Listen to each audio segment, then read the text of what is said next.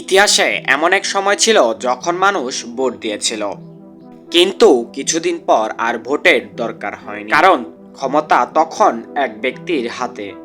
একটা শব্দ আছে যেটা আবার অনেকেই বলছে ফেসিবাদ। প্রশ্ন হচ্ছে, ফেসিবাদ আসলে কি? আর বাংলাদেশে কি সত্যি সেই পথে হাঁটছে, নাকি এটা শুধু রাজনৈতিক ভয় দেখানোর কৌশল? আর সবচেয়ে বড় প্রশ্ন তুলছে বিএনপি জুলাই সনদের শপথ গ্রহণ না করা।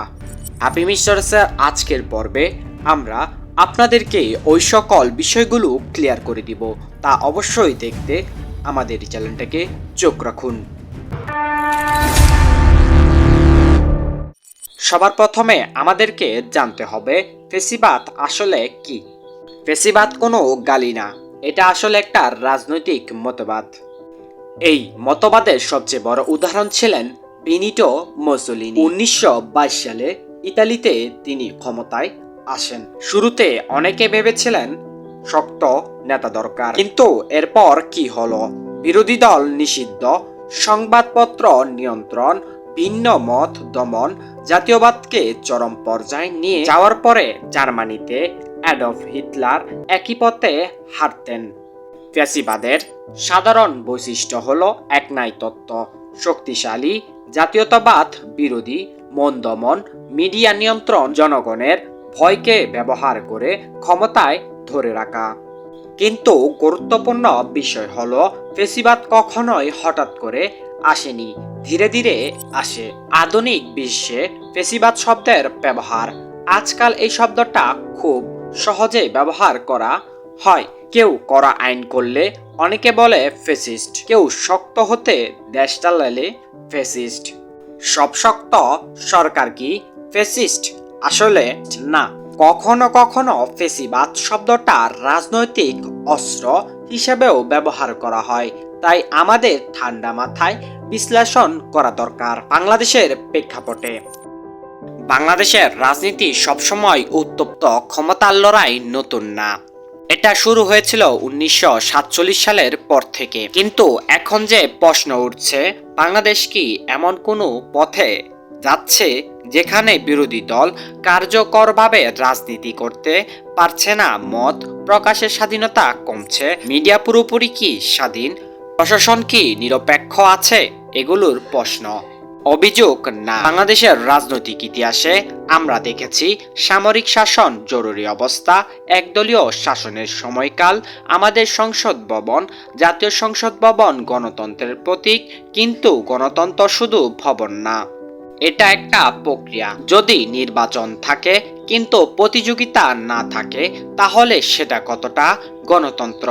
যদি সমালোচনা করলেই ভয় কাজ করে, তাহলে সেটা কিসের ইঙ্গিত? আবার অন্যদিকে অনেকে বলছেন দেশের শৃঙ্খলা দরকার, শক্ত সরকার দরকার, উন্নয়নের জন্য কড়া সিদ্ধান্ত দরকার। তাহলে কি শক্ত সরকার মানেই ফেসিবাদ? না। কিন্তু যখন শক্তি জবাবদিহিতার বাইরে চলে যায়, তখনই ফেসিবাদ। তাহলে এখন প্রশ্ন আসেন, জুলাই সনদ না মানলে কিভাবে ফেসিবাদ তৈরি হবে আমাদের দেশে? এর জন্য বেশি রিজন না, একটা রিজনই আপনাদের জন্য যথেষ্ট। সেটা হলো, আমাদের দেশে একজন প্রধানমন্ত্রী শুধু 2 বছর নির্বাচিত হতে পারবে।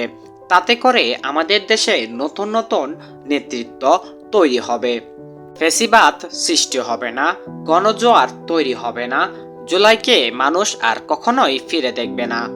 আর তাছাড়া আমরা আপনাদের জন্য 5টা সতর্ক তৈরি করেছি, যেগুলো কোনো দেশের ফেসিবাদের দিকে যাওয়া আগে কিছু লক্ষ্য দেখা যায়। নাম্বার 1, এক ব্যক্তির চারপাশে অতিরিক্ত ব্যক্তি পূজা।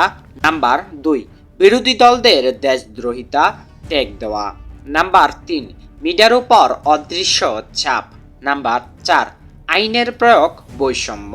নাম্বার 5, জনগণের ভয়কে কাজে লাগানো। কিন্তু প্রশ্ন হলো আপনাদের কাছে, আজ থেকে 6 মাস পর বা 3 মাস পর আপনারা আমাদের ভিডিওতে কমেন্ট করে যাবেন, বাংলাদেশে কি এসব লক্ষণ দেখা যাচ্ছে, নাকি আমরা শুধু রাজনৈতিক লড়াইকেই বড় করে দেখছি?